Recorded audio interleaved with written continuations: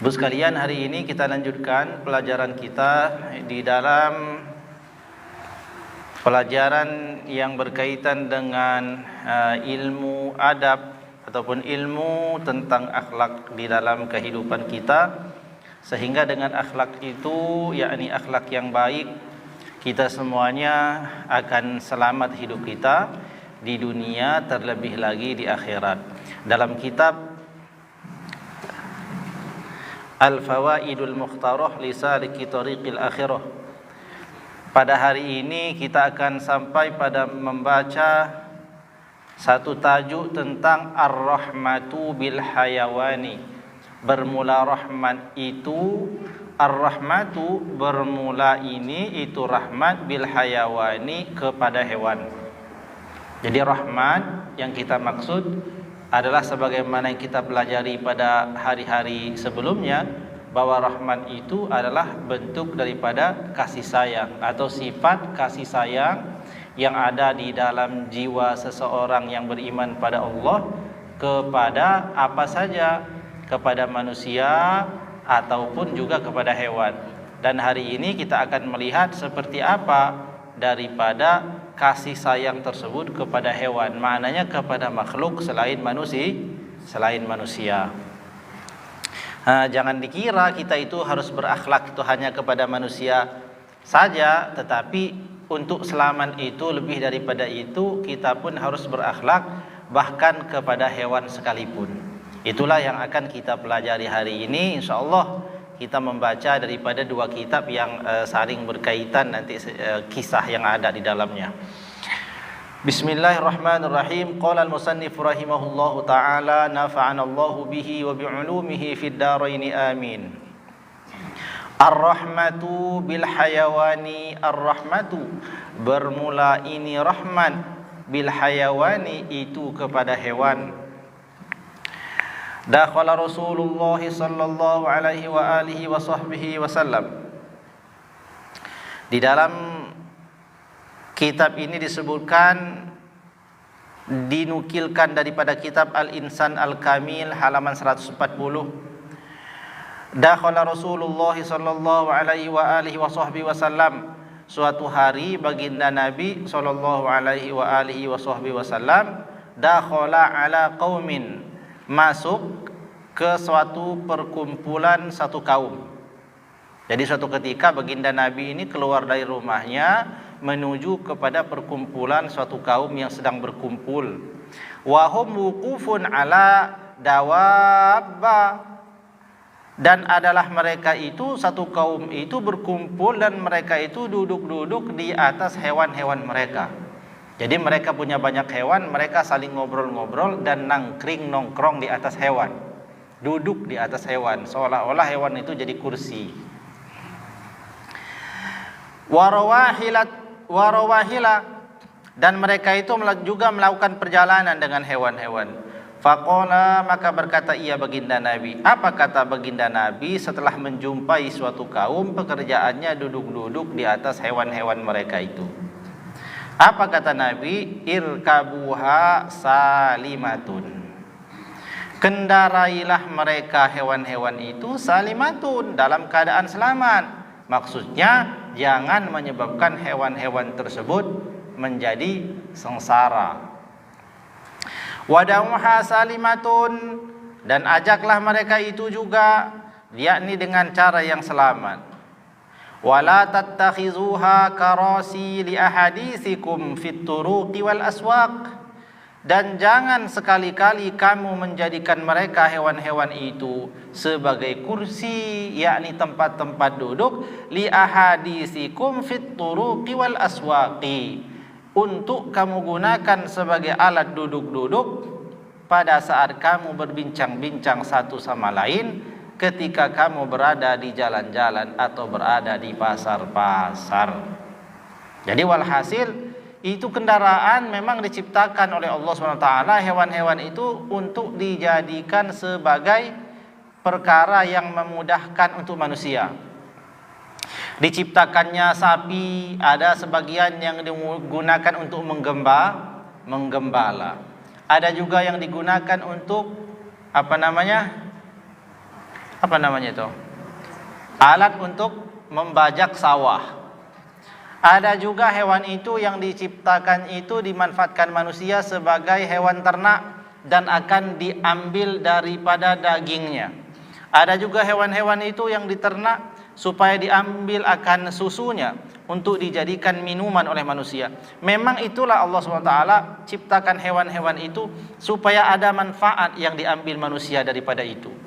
Tetapi walaupun Allah SWT memberikan kemuliaan pada Bani Adam, yakni manusia itu, dengan ditaklukkan segala makhluk pada mereka, tidak serta-merta mereka itu boleh memperlakukan hewan dengan semena-mena, mempekerjakannya dengan pekerjaan yang di luar batas kemampuannya, atau menjadikan mereka itu sebagai sesuatu yang seperti hina, dijadikan sebagai kursi tempat duduk-duduk ketika ngobrol-ngobrol di perkumpulan-perkumpulan, atau mereka jadikan sebagai kursi duduk-duduk. Jadi ada hewan-hewan dikumpul-kumpulkan itu, lalu setiap ada orang datang mereka silakan duduk, duduk di atas hewannya, duduk. Kemudian mereka ngobrol-ngobrol di jalan-jalan dan di pasar-pasar. Jangan dibuat seperti itu, kata Nabi. Kalau kamu mau mengendarai, maka kendarai dengan baik. Fungsikan ia sebagai kendaraan. Setelah itu maka mereka diberikan istirahat, diberi minum dan diberi makan. Kenapa? Farubba markubatin, maka betapa banyak markubatin, yakni kendaraan, maksudnya makhluk yang dijadikan sebagai tunggangan itu, khairum min rakibiha, adalah lebih baik dari orang yang mengendarainya. Di sini menggunakan rubba. Farubba markubatin, maka bermula banyak markubatin, sesuatu yang dijadikan kendaraan, yakni hewan itu, khairum min rakibiha, dia lebih baik justru dari orang yang mengendarainya.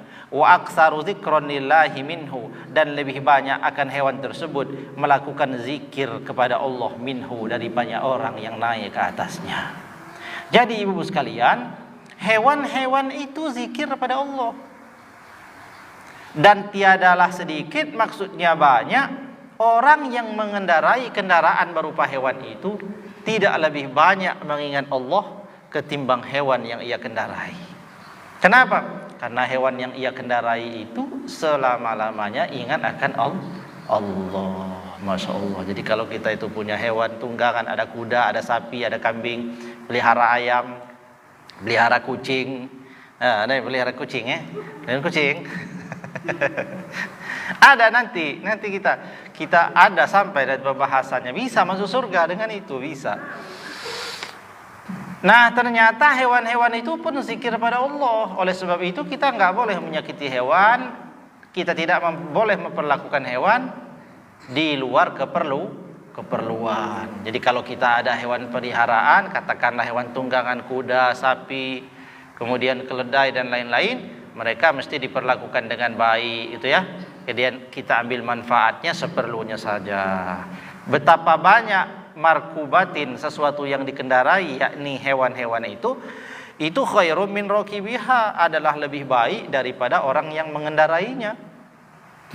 Wa aktsaru dzikran lillahi minhu, dan adalah lebih banyak hewan-hewan itu berzikir daripada manusia yang naik ke atasnya. Nah, ini luar biasa ini. Ya, kalau bisa jangan sampai kalah dengan hewan dalam hal mengingat Allah. Ini menegaskan atau kabar yang menunjukkan bahwa yang zikir pada Allah itu tidak hanya manusia, tapi yang zikir pada Allah itu juga hewan-hewan yang ada itu. Jadi mereka luar biasa. Jadi kalau kita punya peliharaan di rumah itu, apa peliharaan di rumah itu? Burung umpamanya. Boleh pelihara burung, boleh. Yang penting dirawat. Yang penting dirawat. Jadi tidak disakiti, dikasih minum, dikasih makan, ya. Kemudian kandangnya dibersihkan. Nah, maka itu cara berbuat baik pada hewan. Nah, ini nukilan daripada kitab Al-Insan Al-Kamil halaman 140. Ini juga adalah riwayat Imam Ahmad, ya. Rawahul Imam Ahmad wa Abu Ya'la wa Tabrani. Ini hadis riwayat Imam Ahmad, riwayat Imam Abu Ya'la, dan riwayat Imam At-Tabrani. Jadi ini adalah perkara yang memang patut untuk dijadikan sebagai pelajaran. Nah, itu yang pertama, Ibu sekalian. Itu keterangan pertama. Selanjutnya,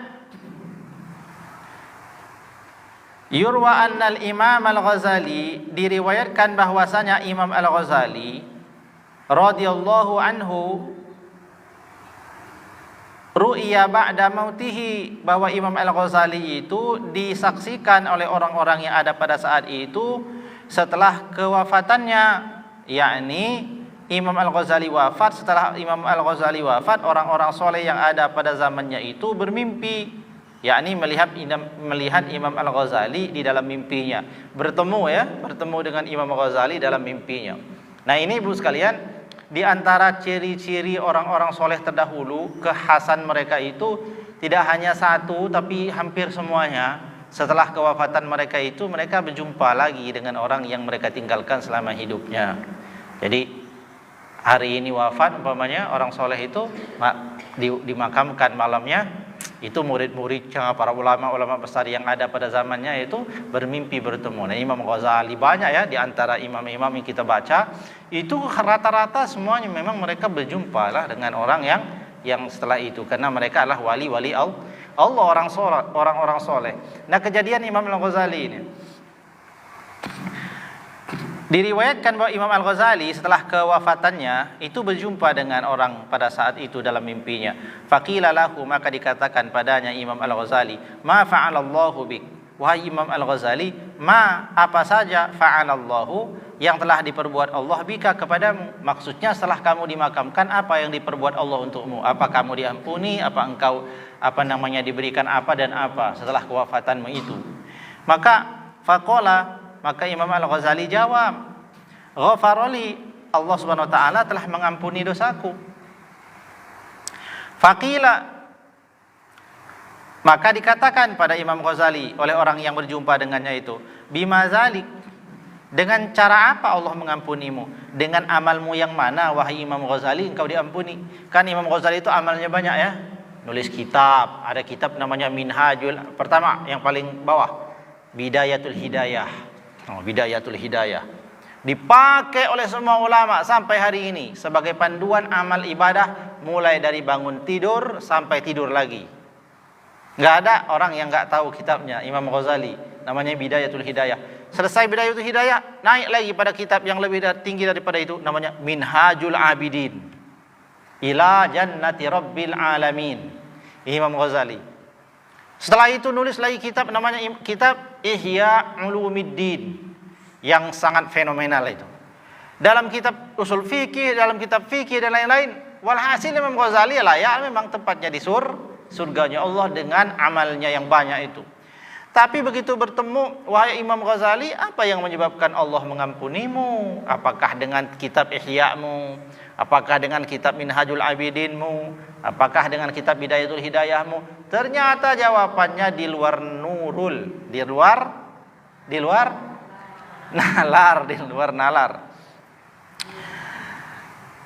Apa kata Imam Ghazali? Ternyata sebabnya itu bizubabin bariha alal qalami wa ana aktubu. Bukan, ternyata Allah tuh bisa telah mengampunkan dosa-dosaku oleh sebab satu amal. Apa amalnya? Bizubabin, oleh sebab amalku kepada seekor lalat. Lalat, bayangkan. Bariha alal qalami wa ana aktubu, yang pada suatu hari dahulu ketika aku masih hidup, aku kan menulis kitab. Lalu hinggaplah seekor lalat di atas penaku pada saat aku mencelupkan penaku di dalam tempat daripada tinta. Kan zaman dulu gitu kan ya. Nah, ibu-ibu masih mengalami enggak? Enggak ya? Oh, ibu-ibu ini berarti udah ini masih ya, ABG semua ya. Kalau zaman nenek-nenek kita dulu tuh begitu ceritanya. Jadi seperti apa namanya itu?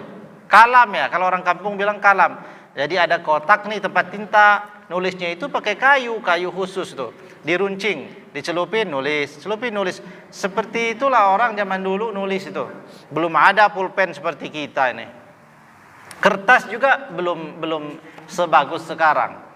Nah dulu kata Imam Ghazali, pada saat aku menulis kitab, ketika aku mencelupkan ini kalam, pulpen ke dalam tinta itu, datang seekor lalat, hinggap seekor lalat di atas pena itu. Ternyata aku perhatikan, kata Imam Ghazali, tujuan lalat itu untuk minum karena dia haus. Minum tinta. Maka kata Imam Al-Ghazali, fataraktuhu hatta arawi bihadza ghafarallahu li. Lalu aku tinggalkan menulis itu, aku tunggu tidak menggerakkan tanganku sampai ia berlalu, pergi lalat itu karena kenyang. Disebabkan amal yang itulah aku diampuni oleh Allah Subhanahu wa ta'ala. Coba perhatikan, kalau Allah Subhanahu wa ta'ala yang Maha Rahman dan Maha Rahim ingin mengampuni seorang hamba, tidak perlu menunggu amal yang besarnya hamba itu, tetapi dilihat amalan mana daripada seorang hamba itu yang ikhlasnya karena Allah. Jadi jangan pesimis karena amal kita sedikit. Waduh Pak, saya ini amalnya sedikit, sedekah tidak bisa banyak-banyak, baca Quran pun gak banyak-banyak, sehari cuma 5 juz Pak.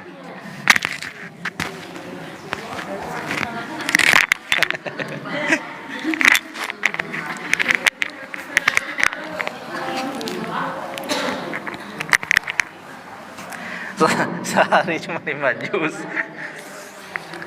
Amal saya ini nggak banyak-banyak Pak. Maksudnya yang wajib-wajib aja. Sholat 5 waktu, kadang-kadang juga telat. Sholat sunnahnya sekali dalam setahun. Sholat Idul Fitri, terawih. Walhasil kita minder dengan amal orang-orang besar seperti para ulama guru-guru kita. Tidak, jangan minder dengan amal yang sedikit, tapi carilah keikhlasan dan ketulusan dalam amal kita itu. Allah mah nggak perlu yang besar-besar. Bagi Allah semua besar kecil sama saja. Yang Allah lihat adalah bagaimana hati orang itu ketika beramal. Betapa banyak amal yang besar menjadi kecil nilainya karena niatnya, dan betapa banyak amalan yang kecil menjadi besar karena niatnya. Lihat, amalnya kira-kira besar atau kecil? Cuman biarin satu lalat kenyang. Kita mah tiap hari datang ke rumah lalat itu, Pak. Ya. Tapi kita nggak pernah berpikir untuk itu. Nah, jadi Imam Ghazali itu begitu, sampai orang soleh itu memang sensitif hatinya ya. Sensitif hatinya untuk kebaikan, bukan sensitif cepat ngambek, bukan. Sensitif melihat peluang kebaikan walau sekecil apapun. Kalau kita mungkin nggak kepikiran, kita lagi nulis nih, datang lalat, kan pasti kita terusin aja kan, tanpa kita berpikir mau berbuat baik atau berbuat jahat pada lalat, yang penting kita gerakkan aja terus. Tapi lihat seorang ulama besar Imam Al-Ghazali, begitu hinggap lalat, kepikiran akhirat. Aku biarkan itu lalat minum sampai kenyang, lalu aku diamkan tangan. Maksudnya nggak mau ganggu dia. Kalau dia gerakkan tangannya, dia akan terbangkan lalatnya, nggak jadi minum. Maka sampai kenyang, hatta rawiya, sampai ia pergi karena kenyang. Disebabkan amal yang itulah aku diampunkan Allah. Ini tidak hanya ditulis dalam kitab ini, tapi ditulis juga dalam kitab Al-Manhajus Sawi.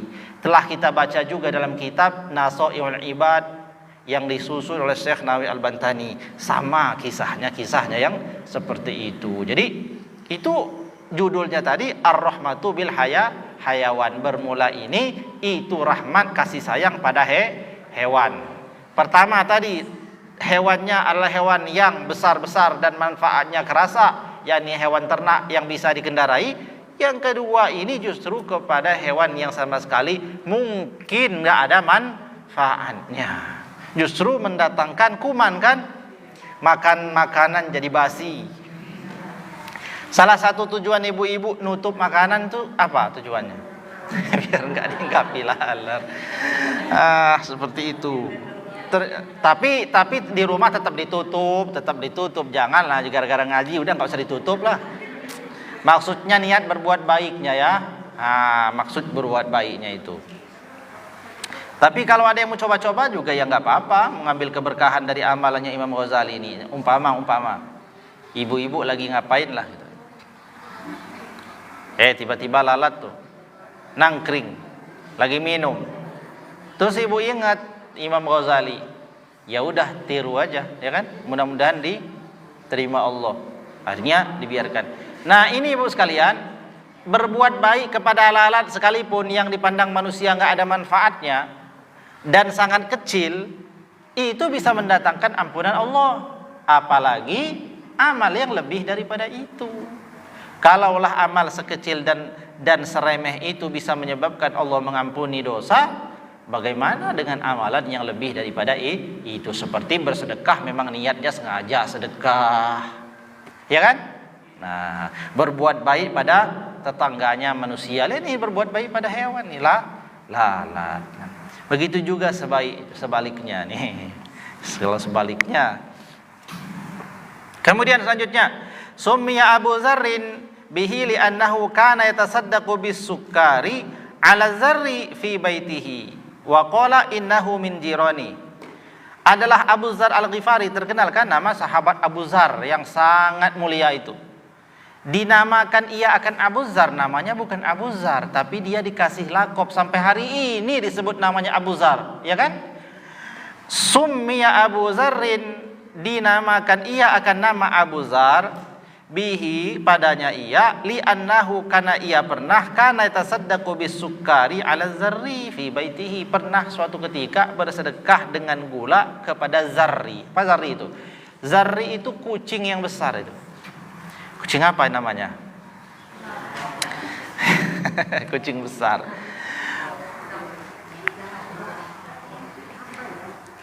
Waqala, dan sahabat Abu Dzar Al-Ghifari radhiyallahu taala anhu berkata, innahu min jirani, sesungguhnya ini tetangga saya, katanya. Ya. Jadi kepada kucing dianggap tetangga, karena dia tetangga ditunaikan haknya, ketika dia punya makanan dia bagi. Ya. Nah, jadi ya silahkan aja yang pelihara kucing terusin gitu kan. Pelihara kucing. Tapi dirawat ya, dirawat, jangan sampai kehausan, jangan sampai kelaparan, ya. Jangan sampai kalau pulang kampung dikurung di rumah, dia nggak bisa kemana-mana. Pada saat dia nanti haus, dia nggak bisa minum, bisa mati. Nauzubillahimin zalik, itu bisa mendatangkan dosa. Tapi kalau kita merawat dengan baik, itu bisa menjadi apa? Bisa menjadi wasilah ampunan Allah, karena kita memuliakan makhluknya Allah. Jadi yang punya peliharaan di rumah nih, yang punya kucing, yang punya ayam, yang punya burung, silakan dipelihara dengan baik, kemudian berbuat baik padanya, maka Allah pun akan berbuat baik pada orang tersebut. Begitu juga disebut dalam kitab Al-Jawahir Al-Lu'lu'iyah. Al-Jawahir Lu'lu'iyah itu kitab Syarah Arba'in Nawawiyah tuh, karangan Imam Ibnu Jurjan, itu namanya Al-Jawahir Al-Lu'lu'iyah, halaman 162. Jadi sudah dua ya. Contoh berbuat baik pada apa? Pada hewan.